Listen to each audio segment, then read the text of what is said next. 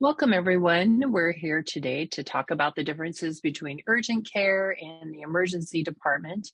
And with me, I have one of our physicians, and I'll ask him to introduce himself.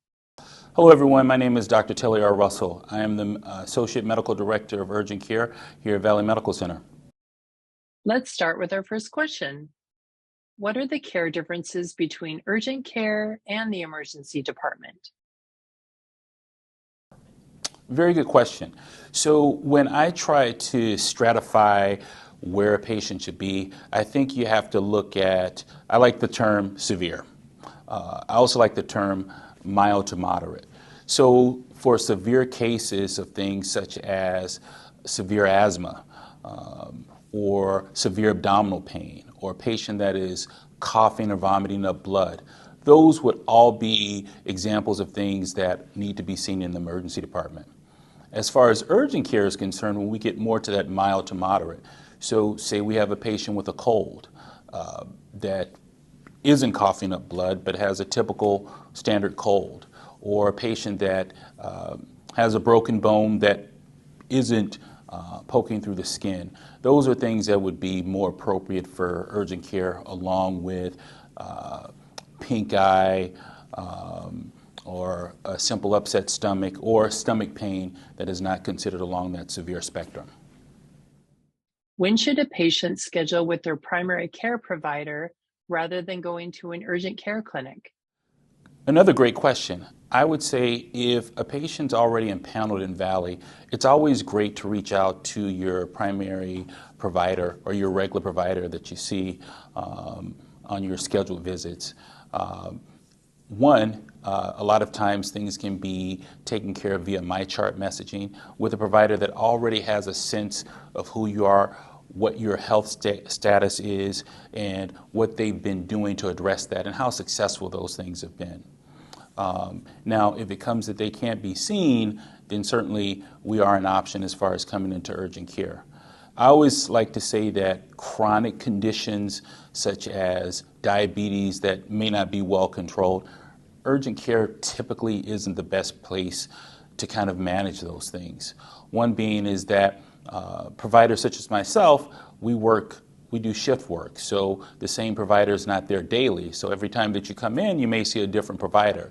And then that provider is trying to piece together your health history, not only with that one particular condition that you're coming in for, but to see what other risks that you may have. And I think when you have an established rapport and relationship with your regular provider, it's much easier to manage those things. It's easier to kind of go through, we've tried this medication, or we've tried that medication, and this is where we are, as opposed to kind of restarting that entire process in urgent care. Valley is now offering video visits or telehealth appointments for urgent care. What types of conditions are ideal for this type of care? I would say pink eye, nausea, simple colds, simple UTIs. On the flip side, if you have colds that you're experiencing some shortness of breath, or a UTI where you have either fever or upper back pain, then those are the type of visits that need to be seen in person in urgent care. What is triage, or why would a patient who comes into the emergency department or urgent care have to wait to be seen, even if they arrive sooner than others? Triage, simply in its simplest definition, in my opinion, is looking for the sickest or sicker patients that need care immediately, or immediate care. And that may look like a person coming in either urgent care or the emergency department with stroke-like symptoms. And a common saying is time equals oxygen when it comes to a stroke patient. So we want to make sure that we can quickly assess that patient if they're in urgent care. If they are truly indeed having stroke or stroke-like symptoms, that we can make sure that we get them to an emergency department.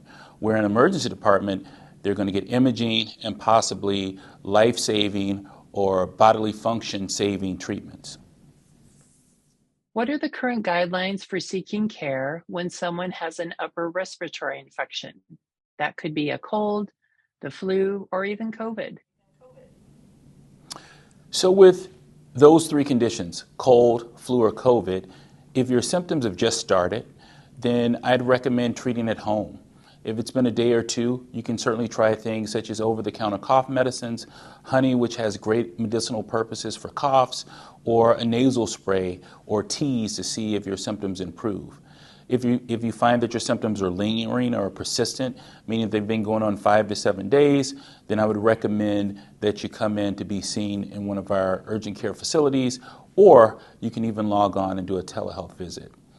As far as COVID's concerned, if you fall in higher risk groups, such as being 65 years of age or older, you have high blood pressure, you have diabetes, you have asthma or COPD, then we can still do those visits via telehealth or in person, but we want you to log in sooner because we may be able to offer treatments such as Paxlovid, which is an oral medication that helps lessen the severity and the duration of your symptoms in regards to COVID.